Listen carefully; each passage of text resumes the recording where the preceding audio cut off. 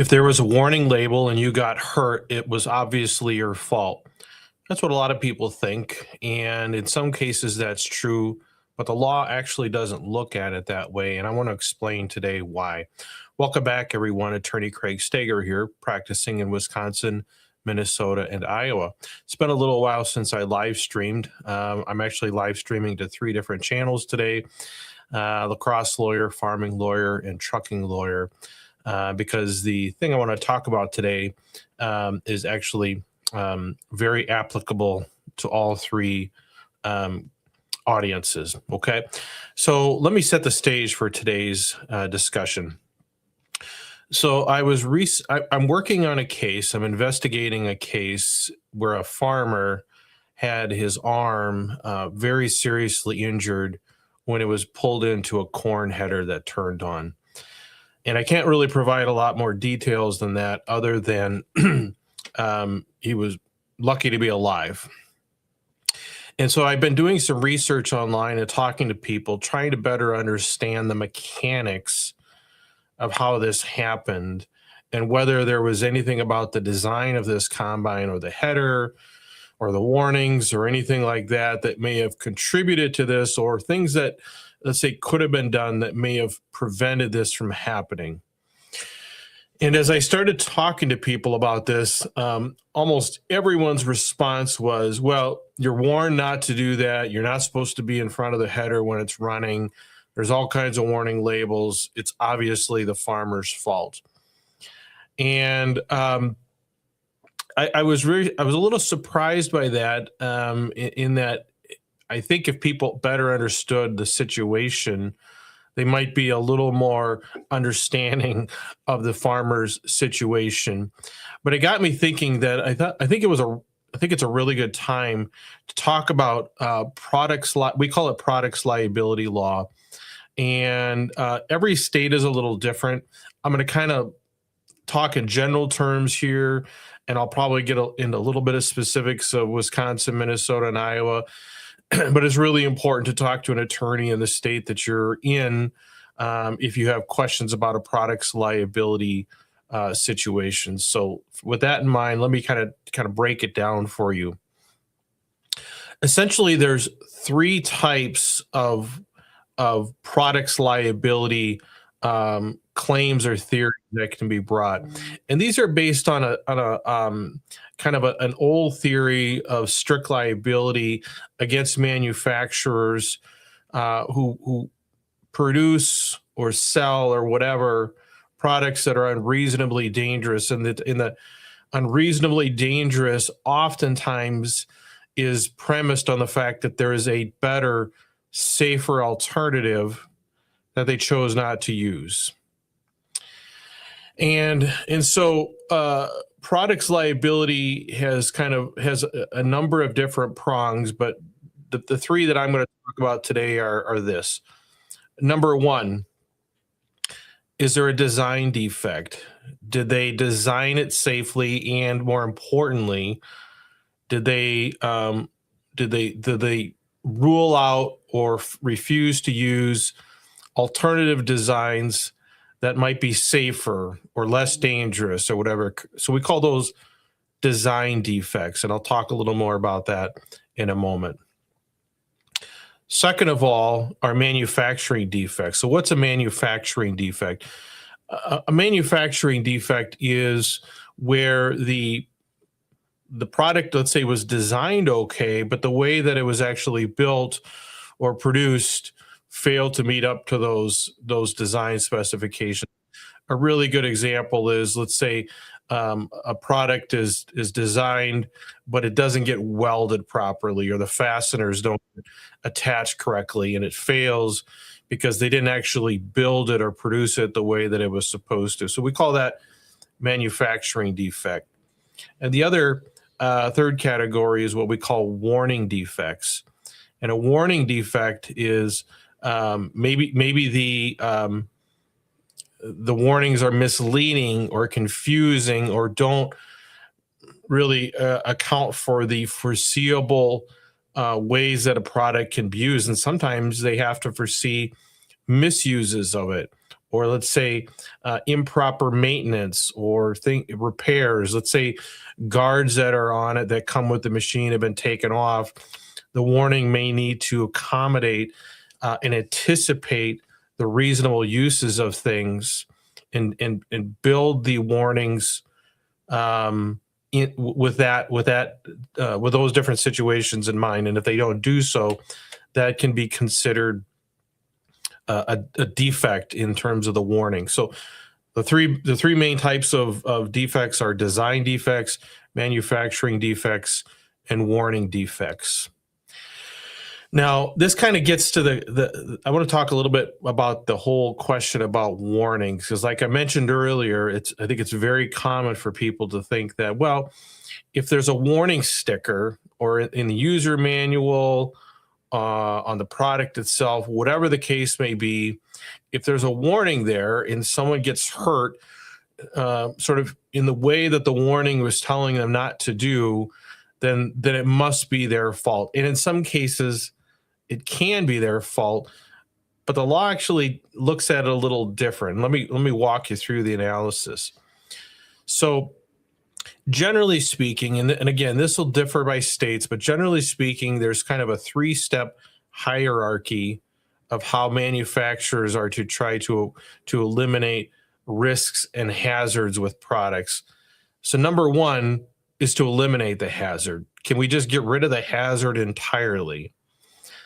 An example that I'm thinking of is to design it so that there aren't any pinch points, or maybe if the design has a PTO, can we eliminate the PTO shaft, either moving it somewhere else or maybe going to a hydraulic system of some sort where you just don't have the inherent dangers of PTOs. So that is one way, is to simply eliminate the risk, eliminate the hazard by designing it in a different way. So that's what we call eliminating the hazard. And manufacturers are, generally speaking, required to do that if it's possible. Now, that is generally subject to it being reasonable and cost effective. So they don't necessarily have to do all things possible to eliminate hazards, but what is kind of reasonably practical without making the product just completely unusable, unworkable, or let's say cost prohibitive. So that's kind of the first step, is to eliminate the hazard if the hazard can be eliminated. Second step, sometimes even your best design, you can't eliminate the hazard entirely. It might still exist, but there may be ways that you can protect against it. So we're all pretty familiar with shields and plastic coverings and things like that. The PTO is probably the easiest example. So PTO shafts, it's not possible to eliminate PTOs from all equipment, farm equipment, construction equipment, things like that. And so when you have to have a PTO, probably one of the most notable things that manufacturers do is they put a shield or a guard over it, with those plastic things that slide around a PTO shaft. That's what we call guarding, right? That greatly reduces the risk associated with PTOs, but it doesn't eliminate them. But it is obviously far safer than just having an unprotected PTO just spinning around, because if you've been around farming at all, you understand the hazards and the dangers of PTOs and how quickly they can grab onto something and seriously injure or kill someone. So that's the guarding side of things. So the manufacturer is first required to eliminate the hazard if it can be eliminated, and then guard against those hazards that can't fully be eliminated. And then third step is to warn against those hazards. So this is really important to understand. A warning is really only a defense to the manufacturer if they have already accomplished steps 1 and 2. They've designed out foreseeable hazards, and they've guarded against those that can't be designed, and then they place warnings on whatever is left over. It's not enough that a manufacturer just slip a warning label onto a product, they first have to be able to show that they've designed, out any hazards and that they've guarded against them. And then they're allowed to warn. And then you get into question, is the warning adequate? Is it misleading? I'll give you an example. So actually, it's a good example of something that kind of goes through all three steps. So I have a case involving a gentleman who fell off of a tree stand that broke. And so, first of all, design. As far as we know, there's nothing wrong with the design itself. Tree stands are sort of inherently dangerous because you're literally climbing up trees, right? We don't require manufacturers to build elevators or stairs or whatever, right? So there's a certain element of danger remaining in those kinds of things. And then the question is, well, do they manufacture it correctly? Well, this particular case involves one that broke. One of the steps broke, and it was actually subject to a recall. Most likely, they didn't weld it correctly. So that would be a manufacturing defect. If they'd have welded it the way that it was designed, it probably wouldn't have broke. So, but because they didn't, that is a manufacturing defect. Well, one of the things the manufacturers like to point to is, well, you got to be wearing a safety harness when you climb these things. Well, the problem is it may not be possible, and in fact, may actually make it more dangerous to be using a harness and trying to adjust it as you climb things. So sometimes warnings either aren't practical or actually make things more dangerous. And so that's why sometimes you get into litigation or lawsuits about the warning itself and is it adequate. So that's kind of how the law treats things. But the one really important thing I want to emphasize is this. A warning does not protect the manufacturer from failures to properly design and properly manufacture the product. So even if someone has been injured or killed by, let's say, ignoring or avoiding a warning label or something like that, that does not mean that there isn't a case. It doesn't automatically mean that that person is at fault or the manufacturer isn't also at fault. It's really, really important that they talk to an attorney and get some, have the case evaluated. And maybe there is an alternative design. Maybe there was a safer way to do it. Maybe they knew about it. Some examples that I think kind of help illustrate this a little bit. Let's talk about chemicals, right? So sometimes you can make things safer by using a less toxic or less corrosive or less flammable chemical, right? So that might be a way of designing out the hazard, going from a toxic chemical to, let's say, a water-based chemical might be a way to eliminate or reduce a hazard through design. Sometimes you can't do that. It's still going to have a certain level of toxicity. So what do? You try to guard against it. So that's where the packaging becomes important.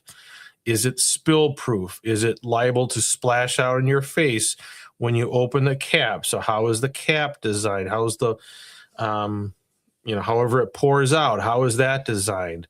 How is it being used and applied? Those kinds of things. And then finally, warnings. Are the warning labels adequate? What do they tell people to do in terms of maybe safety glasses, respiration, gloves, things like that? Those are all things that go into the analysis of whether the manufacturer has done their due diligence, has complied with their duty to try to make the product as safe as possible for the foreseeable user. So I hope that's helpful. There's other examples too of, especially in farming, you've got, PTOs, if you're dealing with, let's say, loaders, skid steers, loader tractors, headers, things that, lift up hydraulically. Do they have lockouts? Do they have a way to hold them up and when people have to do foreseeable maintenance on them. If not, that might be a design defect, because you can say do not crawl under a piece of equipment while it's suspended, but it may be the only way that you can do maintenance. And so if it's foreseeable that people will crawl under things or put themselves in pinch point areas, things like that, a warning may not be enough. You may need to provide guards or protections, lockout devices, things like that. Example I was thinking about when I was getting my commercial driver's license and going through trucking school. One of the things that we do is do a pre-trip inspection. And that's where you kind of go around, you start in the inside the truck, and you check all your gauges, your lights, things like that. You check to make sure that the air system is working properly. And then you go out and you check the engine, check the oil, check coolant, things like that. Well, one of the things that you have to do is to open the hood up on the semi, and the hood is a pretty big thing. And the hood is also very prone to shutting suddenly if a gust of wind comes up. And if you're in there, you have to be in there. You can't check the oil except in the engine compartment. You don't want the hood of that truck slamming down on you. And so the one that we used had a safety latch. So when you opened it up, it stayed open until you actually went over and released it. It's kind of annoying, but it has a very specific safety protection for truckers who are doing the normal foreseeable maintenance on their vehicles. So that's kind of an example. Those are sort of some examples in the trucking world as well. So I hope that's helpful. I have a Substack article that will be coming out as well. That'll have, I'd say, more detail and probably more specifics. If people want to access that, I really encourage people to go check out my Substacks on these things and subscribe to those. Then when I post new things, you'll get notice of that. If you haven't already subscribed, please subscribe to my YouTube channel. And if you have any questions or comments about anything that I've said in the video, or things that I left out or confusing, just leave me a comment. I'll do my best to answer those questions for you, either in the comments or maybe in another video, if that's a better way. And then finally, if you do need to talk to me or another lawyer about a specific legal case, don't talk about it in the comments. Just go down to the description. My contact information's there. Email me, call, text me, whatever. I'll be happy to have a confidential, free conversation with you and see if I can help you. And if I can't, maybe someone else can, and I can point you in the right direction. So I hope that was helpful. I really appreciate everyone for watching this. And until next time, everyone, have a good one.